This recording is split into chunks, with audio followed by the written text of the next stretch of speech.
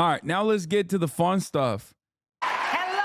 Our king, our goat, Donalde, he went on the Ingraham Angle in front of a live audience and spoke truth to power. Hello, everyone. I'm Laura Ingraham, and this is the Ingraham Angle. Welcome to Greenville, South Carolina. We have an amazing crowd tonight, and we're just 4 days out. I can't believe it. From the South Carolina GOP primary, where 50 delegates are at stake in the march to the nomination. Now, former two-term South Carolina Governor Nikki Haley is poised to lose by a wide margin, but she remained defiant earlier today. We're going to hit all of this and more with the man of the hour. Joining me now, Donald J. Trump.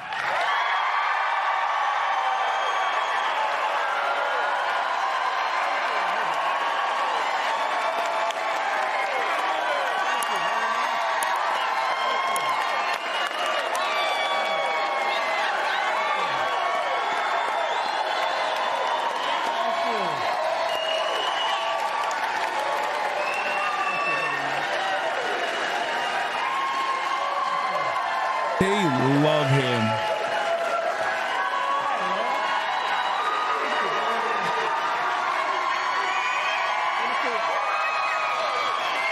Look, obviously they packed this with like the biggest dick riders usually, no matter what happens. But Ron DeSantis is never getting this reception, even from his most loyal, most passionate fans. Okay, that's it. Yeah, he is the white man's Obama, 100%.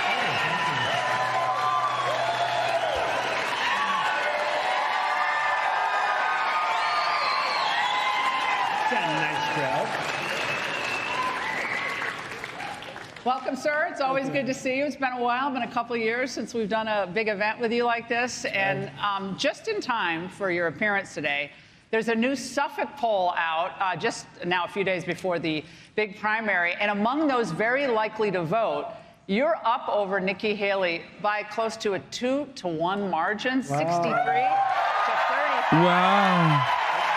I'm just now finding out about this. Today, she refused to step aside and said this. Many of the same politicians who now publicly embrace Trump privately dread him. They know what a disaster he's been and will continue to be for our party. Some people used to say I was running because I really wanted to be vice president. I think I've pretty well settled that question. Has she settled that question? Well, I settled it about 3 months ago.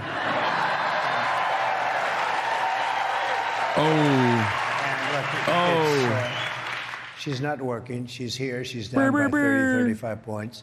And everybody knows her. You're not supposed to lose your home state. Shouldn't happen anyway. And she's losing it big. I mean, really, I said bigly and bigly too. She's losing it bigly, but we're gonna really do a job, I think. That's one of the hits. He's playing to the crowd, dude. He's playing the hits. My boy, dude. My boy. As you know, when we went to Iowa, we got the biggest margin in the history of the caucus, the biggest. That's a long time. Why do you think she's staying in the race? I don't think she knows how to get out, actually. I really don't. She did terribly in New Hampshire. She got the only vote she got was from Democrats. But she has a lot of money behind her. What do they think they're getting? Well, they're trying to hurt me because of the general election. So the Democrats are giving her money, and she's playing into the game. And I think she just can't get herself to get out. She's doing poorly in the polls. Look, if she was doing well, I'd understand it. But she's doing very poorly. She lost in record numbers in Iowa, record numbers in New Hampshire. Nevada, no name beat. No name. We had no name. Hey, Sean Hannity here. Hey, click here to subscribe to Fox News. She and Biden have like almost, in a way, some would say team up together. They're Biden's people to say, look, if you're going to complain about age, Trump's demeanor, Trump makes mistakes, forgets names. She's trying to equate Biden's decline, which is fairly obvious, with you for being, 77. Well, he's declined, and there's no question about it, but he was always sort of semi-declined if you go back 25 years. No, but he was not one of the smarter people. He's tried to be president many times, 4 times at least that they know of. And all of a sudden, when he's most diminished, this is when he hit, and he did it. Okay, there is a little bit of irony here because Trump did that too. Like, Donald Trump also notoriously ran for president, not as many times, I don't think, as Biden did. And he also failed until he did win the presidency at his most diminished. So he's not wrong about Biden, but like, says you, God, it's so funny. It's just like American politics is so bad. It's so bad. What is happening? What is happening in the world of U.S. politics where we have like the worst possible people, man? We have the absolute worst possible people running for the highest office.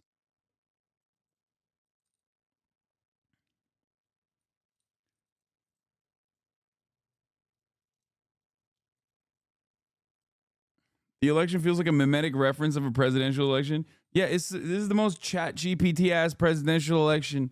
Filler arc, to be honest. We need to be put on a one pace. But if you look at me, I feel, and I really mean this, and I would tell you, and I think you tell me too, because we've known each other a long time. If I felt diminished, okay, let's use a nice term. If I felt diminished or declined any way, I think I'd know it, and I think I'd say, I'm not running. Somebody should talk to him. But if he runs, he runs. He doesn't seem to be. I heard you say that he's very persistent, and he probably is. I think most stubborn. people. I think that most people that run would be stubborn or persistent, and just not want to give up the ghost. But we have a nation to run. We have a nation that has to survive. We have nuclear weapons, and the likes of which, and you don't even want to know about it, the most powerful weapons in the history of the world, so powerful that you don't even want to talk about them. And we have him negotiating for us.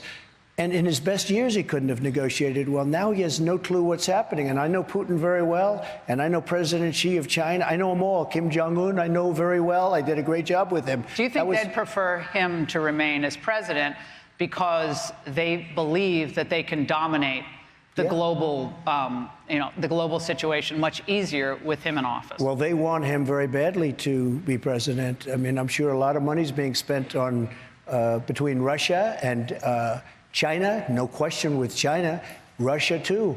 Look, Ukraine would have. It is pretty crazy that Vladimir Putin, like last week, said that he much prefers Biden as an elderly statesman to Donald Trump. That he said that he could reasonably negotiate. I mean, it's a funny ass troll, technically.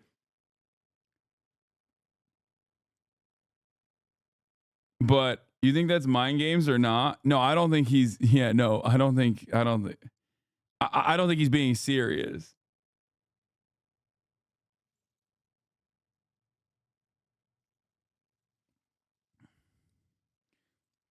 Listen, I don't trust anything that Vladimir Putin says. Okay, that's not me saying this specifically because I'm quote unquote worried about my about how much the pro-Ukrainian audience hates me or something. They already do hate me.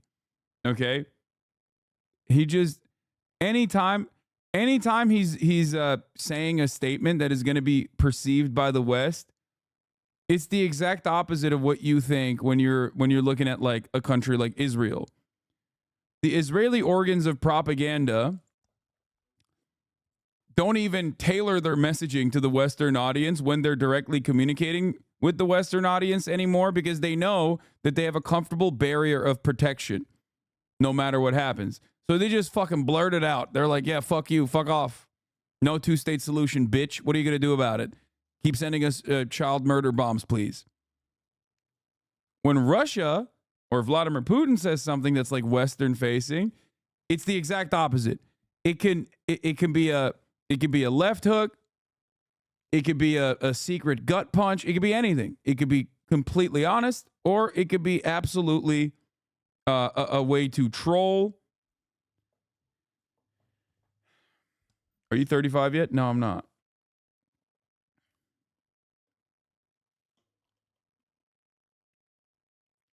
Isn't the tide shifting towards the Palestinian cause? I mean, the tide shift doesn't mean anything when it comes to foreign policy. This is something that I've tried to describe to people so much. Foreign policy is not an issue until it becomes the issue. Okay? And because there is so much bipartisan support historically for Israel, no matter what Israel does, like I see a tide shift in an election year. There has been a dramatic tide shift in the reception of Israel amongst the American population. Okay? But that still doesn't change course. That still won't change the course for American politicians.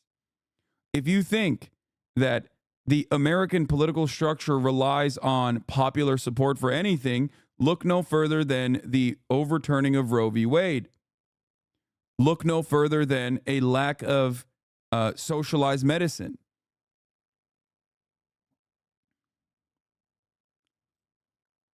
Things that are seen, things that are decisions that are inherently anti-capitalist or hurt the bottom line, hurt the profit margins.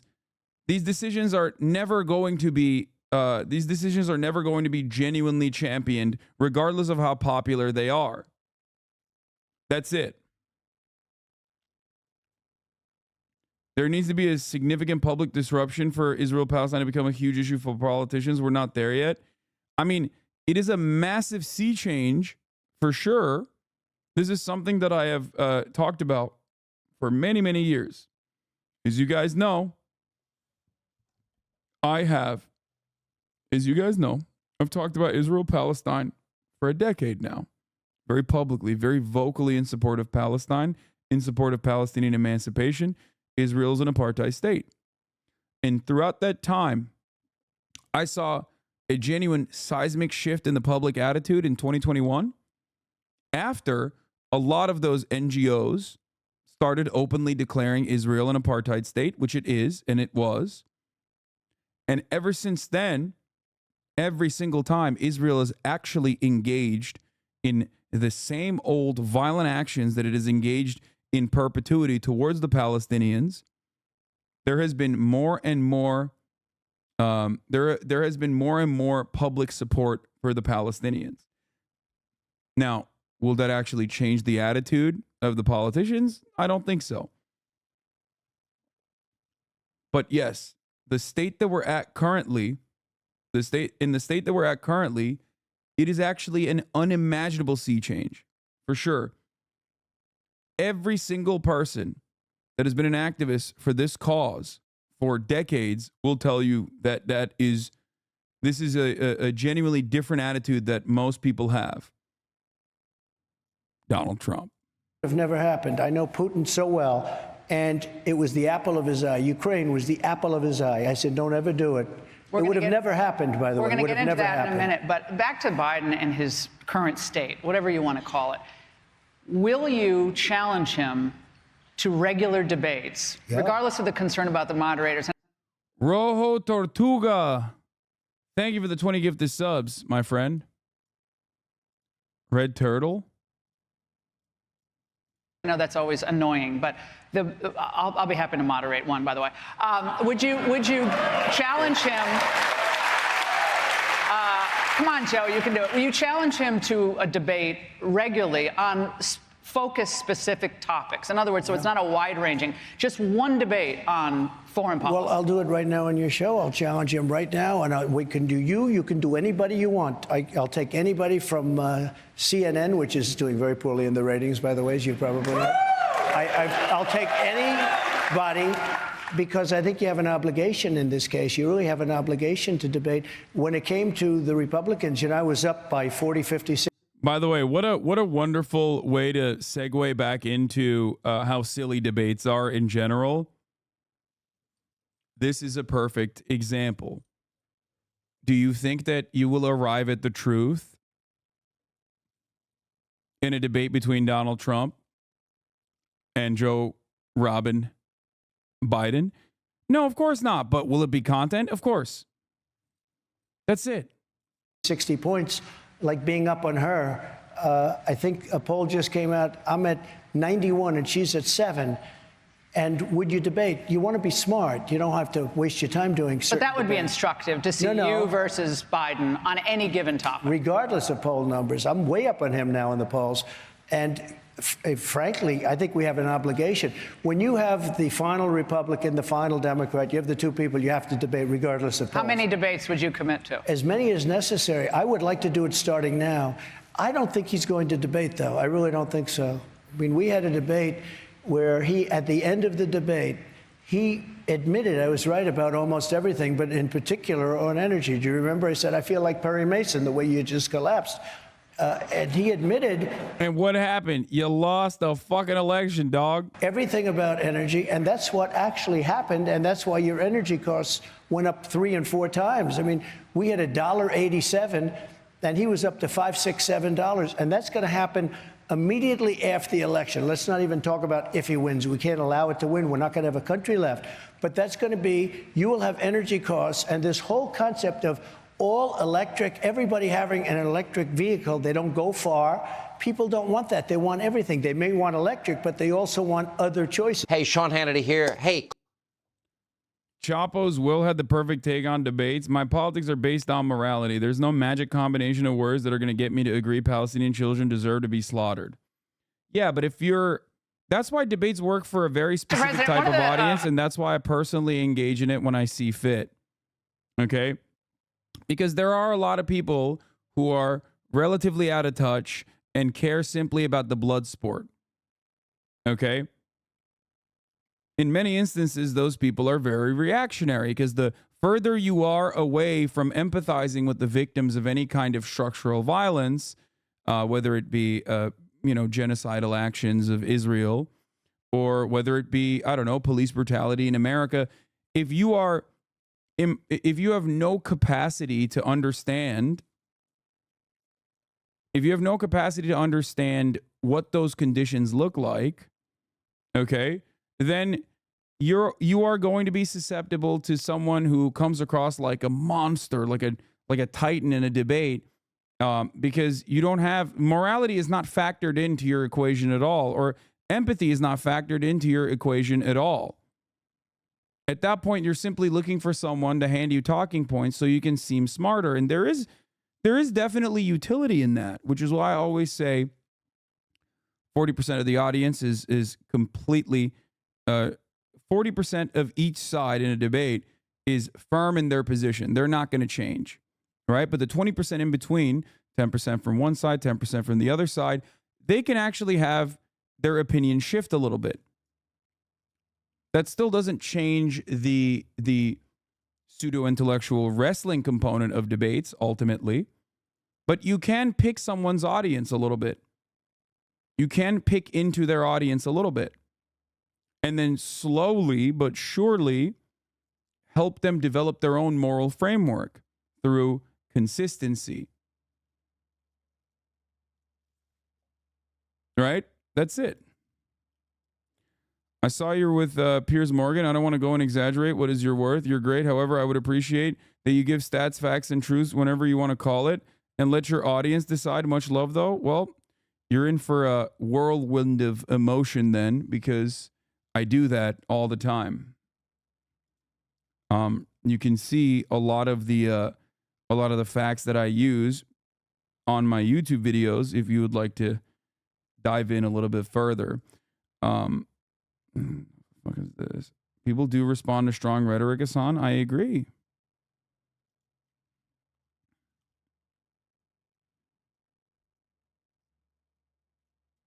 You're hot. It helps if you haven't had your views challenged, though. You're hot and I like your politics, so I'll overlook this L take.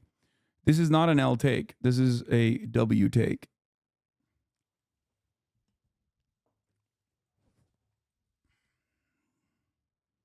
Debates are only an entry point into seeing someone else's perspective.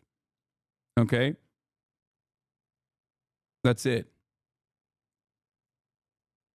It's simply an entry point. if that is your beginning and end, if that is all you look for, then you will never be able to develop a solid moral framework. You'll simply keep repeating the talking points of a person who is claiming that they have developed that. Here. People in Destiny's community know your position. If you keep getting stuck on it so much, it shows that you seem triggered, therefore losing in the marketplace of ideas, which, by the way, is also indicative that, like, most people's understanding of debates are fucking idiotic. Further evidence that debates are not good for arriving at the truth and just simply about overwhelming your opponent rhetorically. There you go.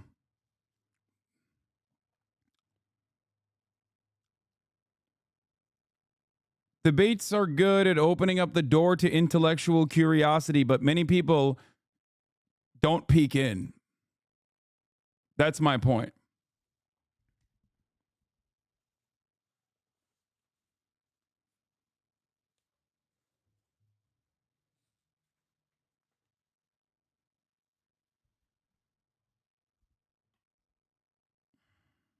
I hope that explains things a little bit better for you. It's not even debates. It's something called heuristic in philosophy and rhetoric. Heuristic refers to an argument that aims to successfully dispute another's argument rather than searching for the truth.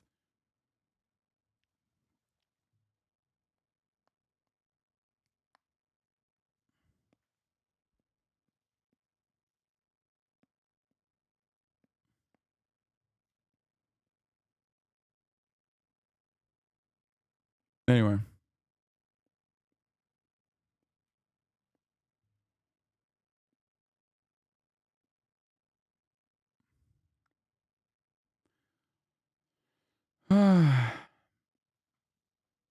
You should have a stream where you don't talk at all and just play your old clips. I mean, it's basically every stream.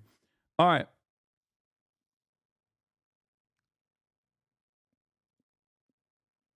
Donald Trump, migrant crime will be worse than any other form of crime. Questions we've been hearing from voters here is, how do you plan to deport the millions of people? I mean, there's probably 12, 13 million people under Biden alone that have come here. And how will it work? It's going to work that we get the bad ones out first. They're coming in from prisons. They're coming in from jails and mental institutions. How will you find them?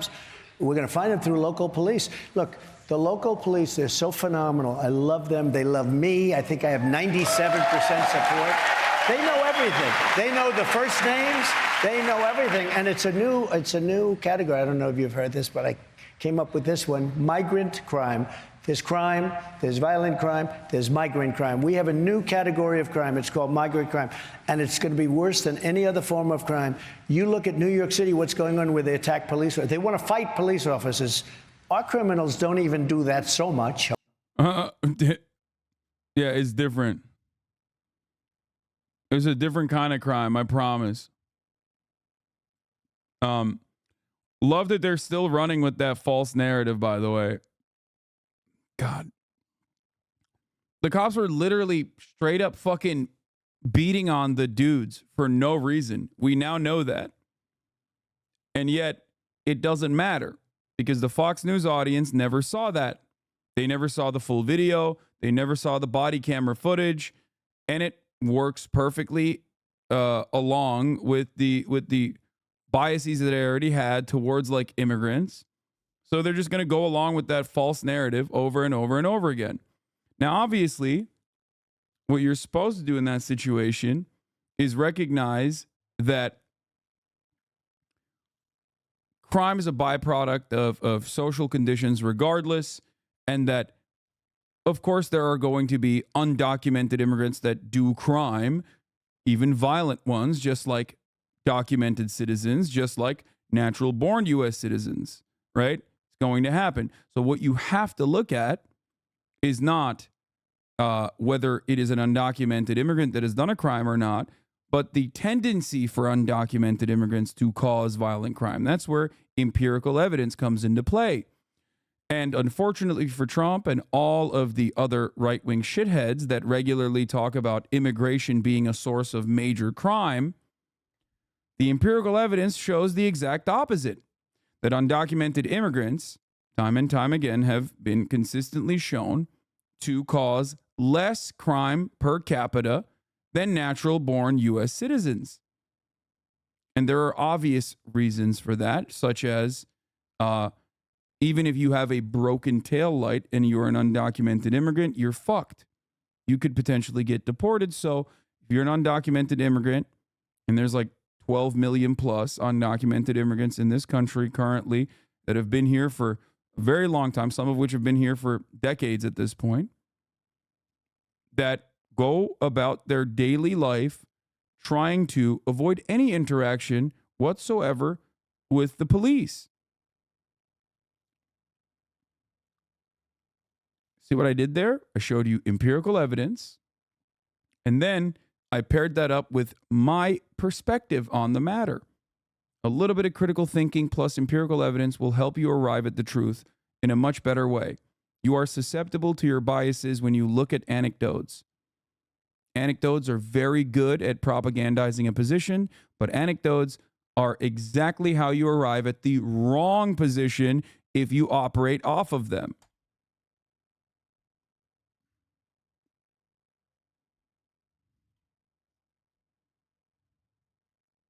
Okay? I've never seen them having fistfights with the police officers in the middle of the street.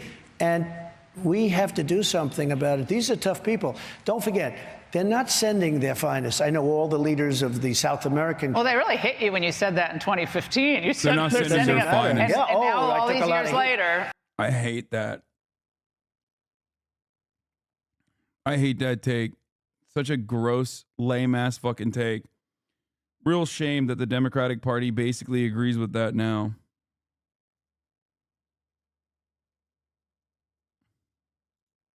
Everything turned out to be right. Well, CBC is telling us that... Unfortunately.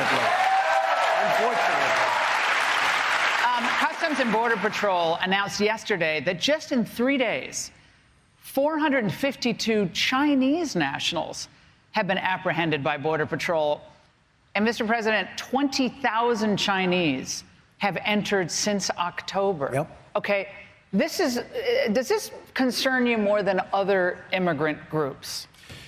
Probably it would, because it's China, and maybe what are they building an army in between? It was 29,000 people in the last three. Think of it, 29,000 people, and most of those people were young, male, fighting age, okay? So what's going on? Look, you want to give the benefit of the doubt, but China was number one. And you look at Yemen, now they're coming in with bombing. Here we go again with this guy bombing everything, gets no respect. He bombs and bombs, and bombing Yemen. Well, they're bombing and us. We have a lot of rebels. Yemenis are coming into our country. We have people coming in from everywhere. They're coming in from the Congo. They interviewed some people last night. Where are you from? Congo. Where did you live? Prison. They're emptying out their prisons into What's our the first thing you will do if you become president again on the border? I know that's going to be your first There's act. two things I'm going to do. Number one is drill, baby, drill. And the other thing, equal, is we're going to, look, I had the safest border in the history of our country, recorded history, because I can't tell you about 1,000 years ago, but recorded history of the border by far. We had it down pat between guys like Tom. 1,000 years ago? What does he mean by this? In the year 1024, what was the border protocols for the non-existent nation of the United States of America by the indigenous tribes that occupied the land? What are we doing here?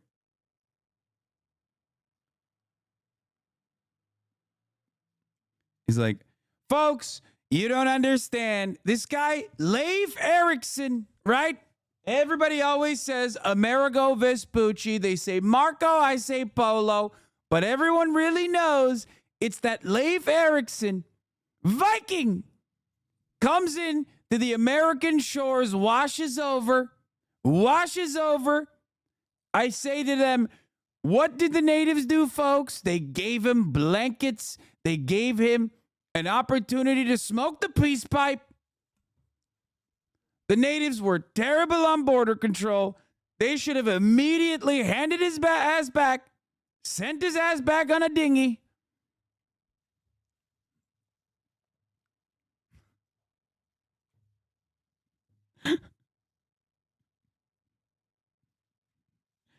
I'm too old for Twitch. Thank you for the 10 give the subs. Tom Holman and Brandon Judd and unbelievable people that you have on your show. We had a great, all Biden had to do is stay at the beach. You know, he goes to the beach. Somebody said he looks great in a bathing suit. So he goes to the beach. If he went to the beach and didn't do it, but he canceled everything, remain in Mexico, catch and release. We have catch and release, but we had release in Mexico. Why were you against the House, against the Senate border deal, the bipartisan border? Well, they allow 5,000 people a week, but a lot of people took it as 5,000 people a day. They said 5,000 people a week, and you read it, and it says 5,000 people a day. Number one, that, but it also made it much better for the opposing side. It regularized, managed the crisis. You couldn't manage it. It was so complex. You're talking about, first of all, if you want to close the border. It's good that we tried to concede on the border stuff with the party that loves this guy and is like voting for him no matter what. Surely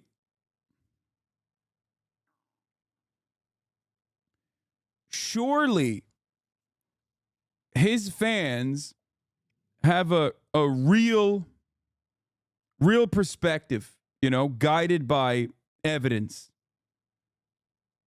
on the issue of immigration. Surely they're not just like a bunch of racist monsters who are interested in voting for this guy purely on the motivated reasoning that comes from being a white supremacist and the anger and resentment that they feel towards like whatever he has decided is the bi-coastal liberal elites that have fucked up their lives.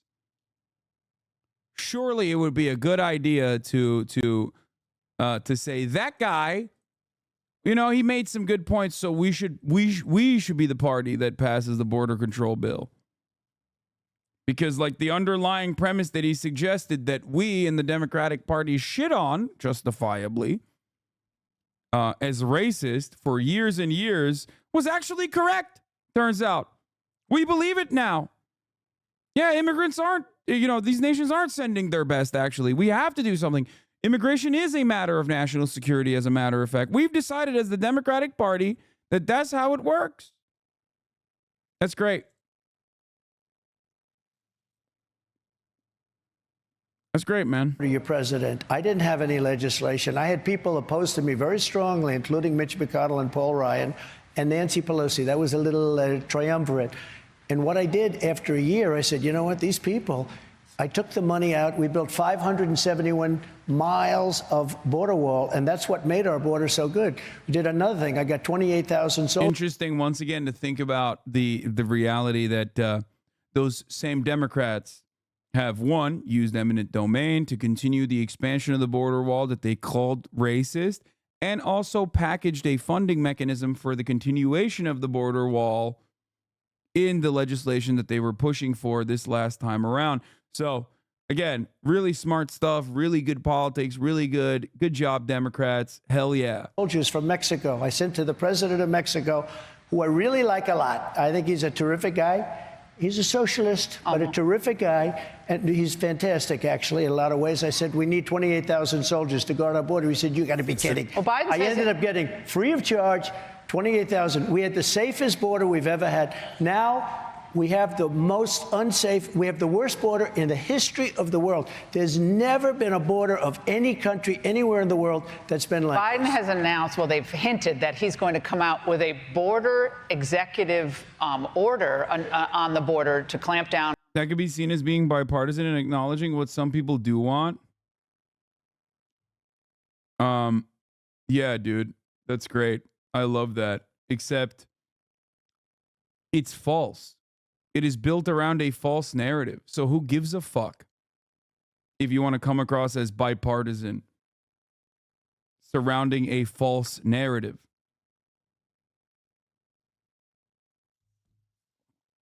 What do you mean?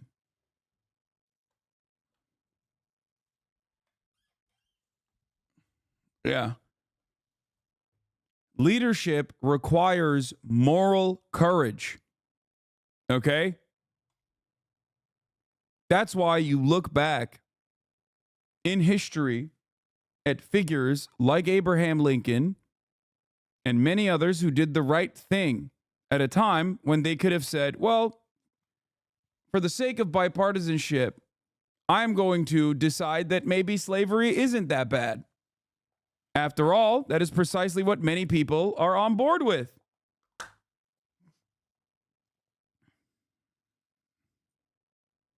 Right?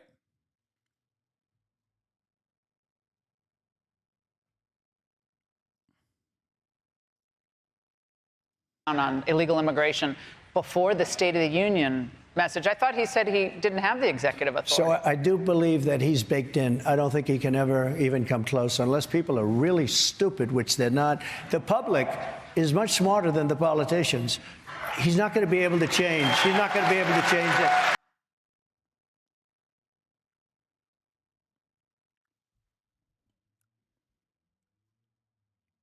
Anyway. Robert Hur, the special prosecutor.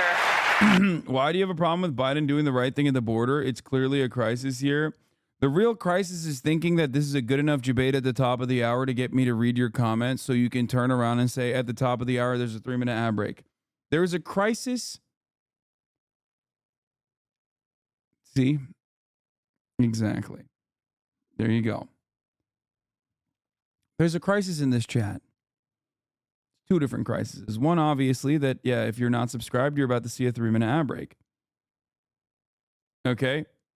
The second crisis, however, is a crisis of low-hanging fruit. A lot of chatters have now decided that the easiest way to get me to read your comments at the top of the hour is by saying something silly. This has caused many chatters to refuse to do really cool ad break debates. Put the ad break message in the original message. Don't try to do a 2-parter. You will always get got. Just like you will get got at the top of the hour if you are caught unsubscribed.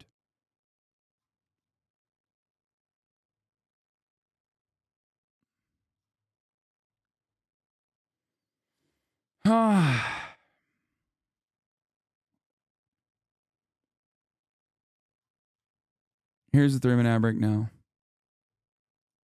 In the Biden classified documents case, I don't know if you know this, but he's set to testify on Capitol Hill on March 12th. What is one question you're hoping the Republicans or someone who has some honesty up there will ask Mr. Hur? And should Biden have been charged in the classified documents case? Well, nobody else has been over the years because, you know, Hillary took a lot and Bill took a lot. Bill took them out in his socks. They call it the socks case, which he won with a very tough judge, which he won. Bush took him. Everybody, Reagan took him out. Everybody took him out. It only became a big subject when I took things out. The difference is I had what's called the Presidential Records Act. I was allowed to do what I did. Absolutely allowed. That's why they passed the act in 1978. They passed the Presidential Records Act. But you can only use it or be there if you're president. Biden wasn't president. He was vice president. Why didn't you just hand him over when they were requested, though? I mean, they requested him. You could have just handed him over. Probably saved yourself a lot of trouble. First of all, I didn't have to hand him over. But second of all, I would have done that. We were talking, and then all of a sudden they raided Mar-a-Lago. Do you remember? They said, could you put an extra lock on the door? We showed them where they were. We showed them. Unlike being under a Corvette in a little garage with the door open all the time, we had these things locked. We were surrounded all the time by many Secret Service agents. We had Secret Service all over Mar-a-Lago. You couldn't take anything out. But what happened, and when you take a look, Biden didn't have the Presidential Records Act. He's at great jeopardy, really. But they said, look, he's incompetent to go to court, but he can be president. Figure that one. In other words, he can't represent himself at court because he's incompetent. What should Hur be asked? What should he be asked? Well, I just think you have to ask, why did you do it? You didn't have the Presidential Records Act, and how did you do it as senator? You know, Dick Durbin, a senator, said there's no way he did that as senator. And then when he found out, you know, it's pretty serious. Right. Hey, Sean Hannity here. Hey, click here to... I found something crazy.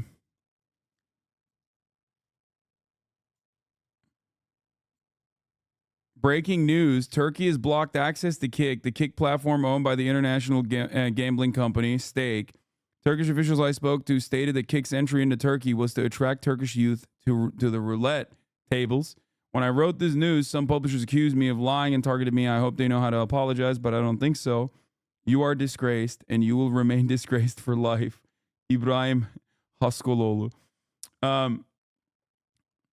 BPT, according to information, says Kick and Twitch platforms. Edinilen bilgiye göre Kick ve Twitch platformları için aktif bir BTK incelemesi bulunmamaktadır. Oh, this is saying that this is like saying it's incorrect.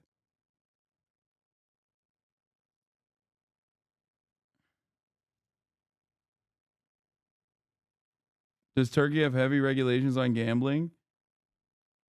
One of the biggest Turkish slot streamers streams on Twitch is the biggest Turkish slot streamer streams on Twitch is a 30K Andy. Yeah, I think he's like he's like Turkish but living in Germany or something, right? He's a German Turk.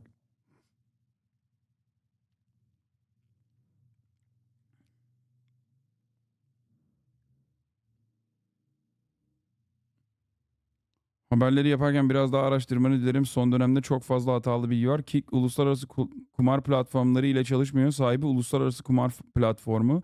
Türkiye'ye girmediler. Türk yayıncılar onlara geçiş yaptı.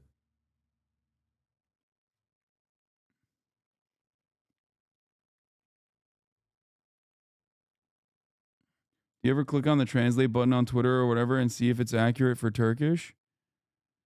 Uluslararası kumar şirketleriyle çalışan platforma kumar ve yer veren geçtiğimiz aylarda da Türkiye'ye giren Kick hakkında BTK inceleme başlattı. BTK launched an investigation into Kick. No, this is correct. Açılır 2 güne diyorlar.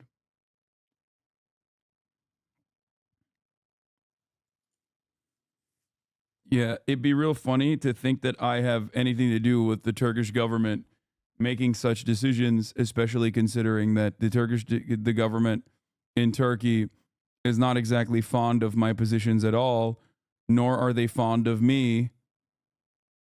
So yeah, Twitter Translate still works because it's Google. Anyway, let's watch this. Donald Trump, we're turning into a communist country. People around the world are expressing outrage over the death of Alexei Navalny, of course, in a horrific Russian prison. You posted on Truth Social about it. You said that his death made you more aware of the political circumstances here at home. It's happening here. Specifically your rivals. I want to give you the chance to expand on that because obviously your opponents have used that to say, again, pro-Putin, don't care about human rights or freedom, the freedom movement. And so what does... For the record, when Trump says we're turning into a communist country, and because I saw a chatter be like, well, how is that a bad thing? Okay, obviously it's a falsehood regardless, but what if it was real? Why would this be a bad thing? It doesn't have to be. Like, he's not saying this because he's saying this specifically because he never has to make an argument that communism is a bad thing. That is the normative position of the average American. That's just what they believe. Communism is a sticker that you can slap onto anything to say it's bad. You will never be able to tackle that. That's why they say Nancy Pelosi and Jeff Bezos are communists, for example. What does that mean when you said it made you more aware of your circumstances here? Navalny is a very sad situation, and he's very brave. He was a very brave guy because he went back. He could have stayed away. And frankly, probably would have been a lot better off staying away and talking from outside of the country as opposed to having to go back in because people thought that could happen, and it did happen. And it's a horrible thing. But it's happening in our country, too.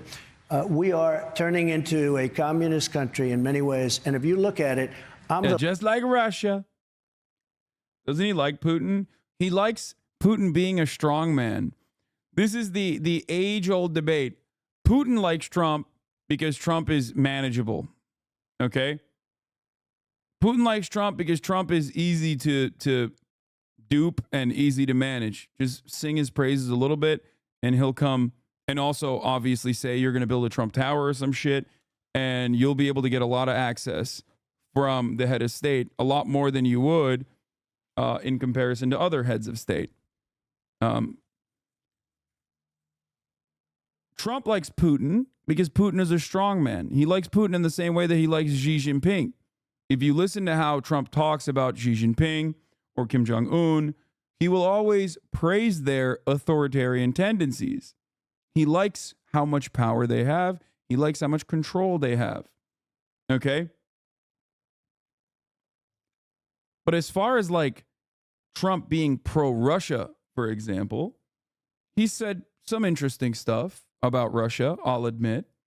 But overall, I don't think he is like pro-Putin or will outwardly be pro-Putin ever.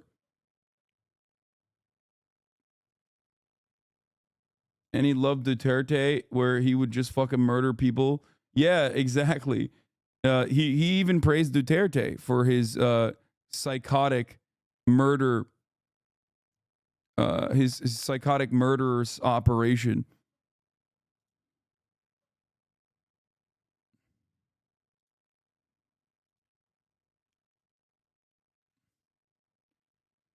Xi earned his control and his incredibly high approval, something no U.S. president has achieved.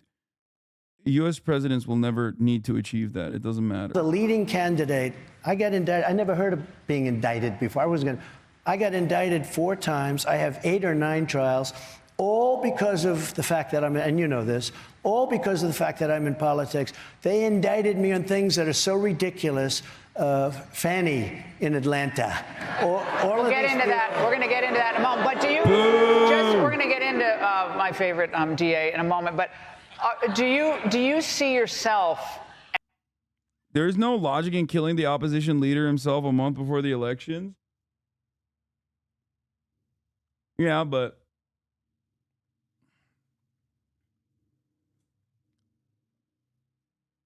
still happened.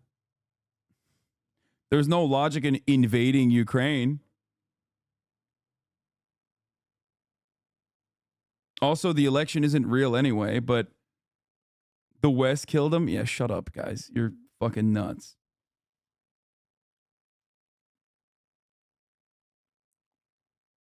Yeah, the Russian election. Come on. Let's be for fucking real. There also wasn't a logical reason to invade Ukraine. And yet Putin did that anyway. So much so that you still have people being like, well, he did it to protect Donbass. Yeah, real Donbass stands real protected right now. There's nothing more protective than putting minefields in every corner of the area that you're protecting, with like hundreds of thousands of people dying in the process.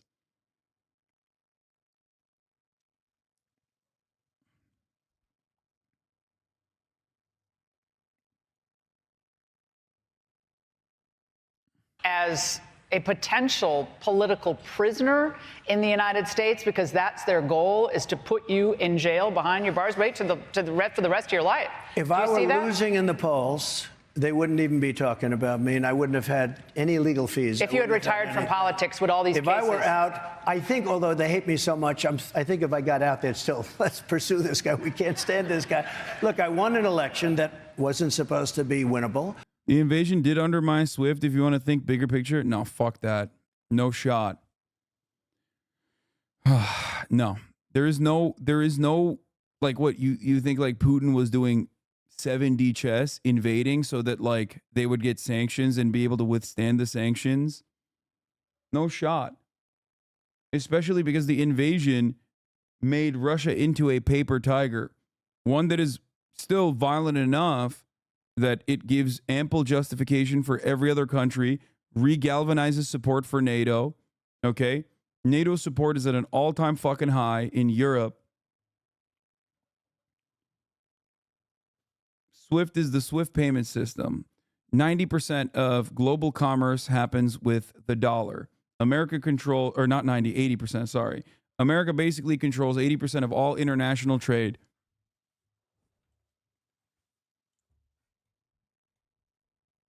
Hasan, it is a civil war since 2014. You are such a purity fetishist.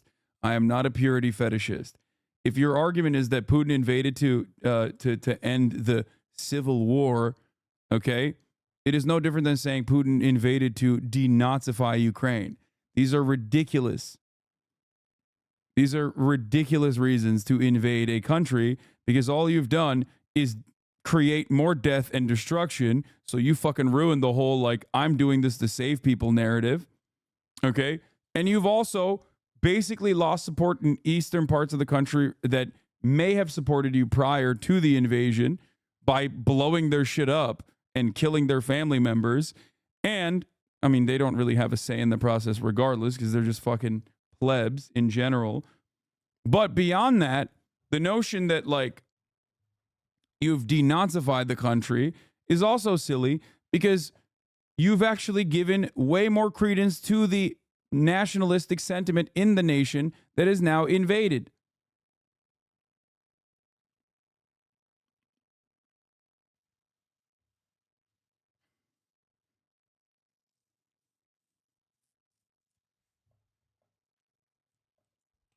BRICS still supports Russia, so you're kind of wrong. Yeah, dude, I know. I'm a BRICS truther myself. I'm bricked up. How does one actually talk about the real Nazism and fascism in Ukraine without being seen as a supporter of Russia or that narrative? I mean, I've talked about it far before 2022 and have continued to talk about it. They're going to say you're pro-Putin regardless, so it doesn't matter. You just have to eat that L. Yeah.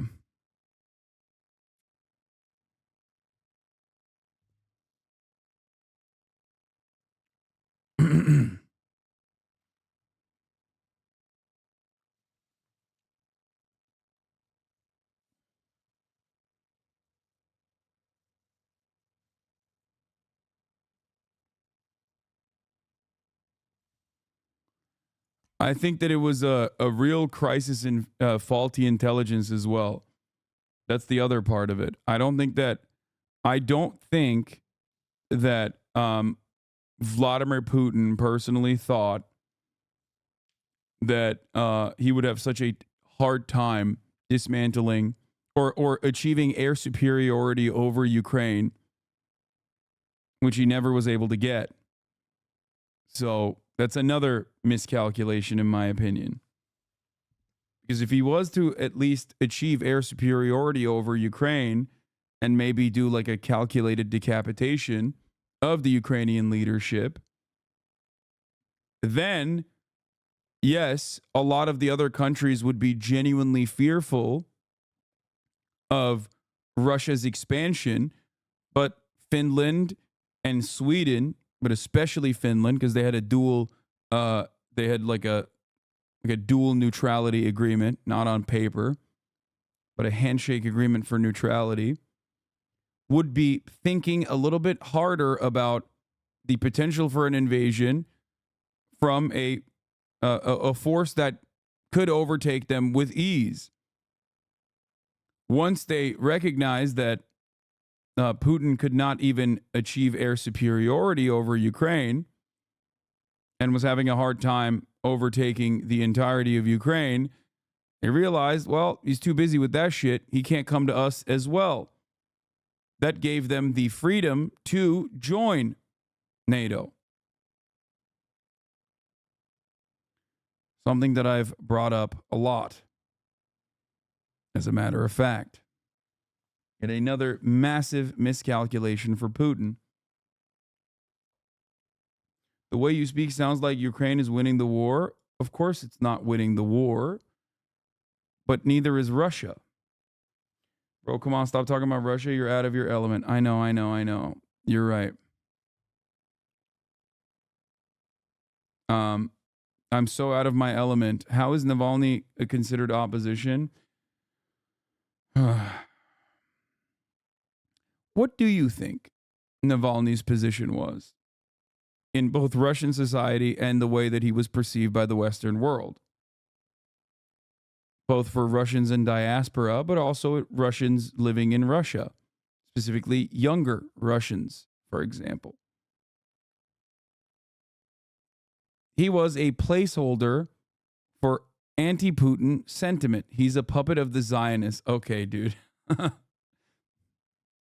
Yeah. Vladimir Putin, on the other hand, not a puppet of the Zionists, okay? Remember, Russia, not a major ally to Israel, okay? Why? Because Vladimir Putin says stuff like, hey, Israel, cut it out.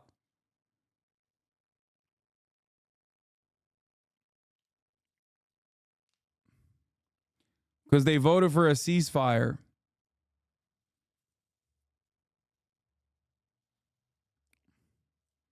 Bro, Putin himself is a fucking Zionist. What are we talking about?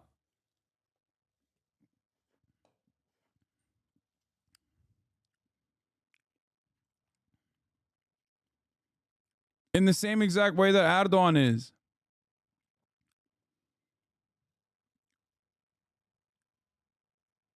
Israel famously gave the Iron Dome to Ukrainians because they hate Russians so much. Yeah.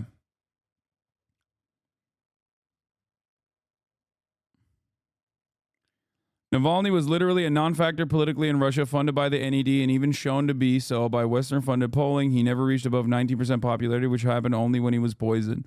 Let me go over this again. What's the copium for the falling of Avdiivka? There is no copium there. The real copium is thinking that like overtaking the higher position of Avdiivka is actually like a profound military achievement after fucking so many people died in the process.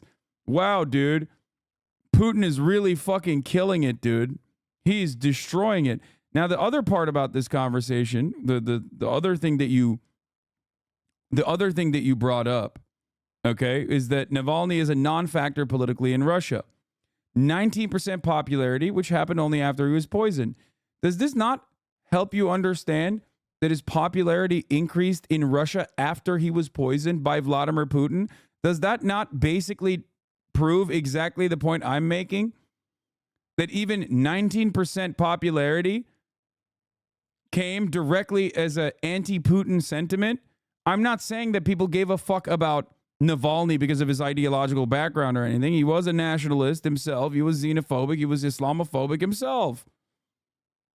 But it didn't matter because people saw him as the leader of being anti-Putin. He was a placeholder for anti-Putin sentiment, for people to basically say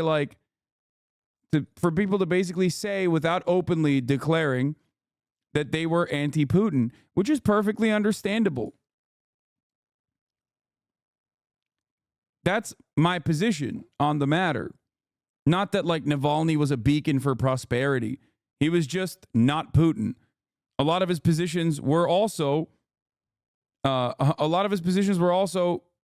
relatively similar to Vladimir Putin. He's bad in pretty similar ways to Vladimir Putin, just devoid of the same power that he had. He was terribly unpopular because he had multiple high-profile cases of scamming the Russian state-owned companies. It was only after these cases that he became anti-Putin. Okay, but remember, the funniest part about this is that, like, yes, the Russian oligarchy is profoundly corrupt. It only feeds into the same exact fucking point that I was making, which is that he's Putin in everything but the name, and that is enough for a decent amount of people. That is enough for a decent amount of people to say, okay, fuck this guy, fuck Vladimir Putin. I'm voting for this guy instead, or not him directly, but whoever he props up.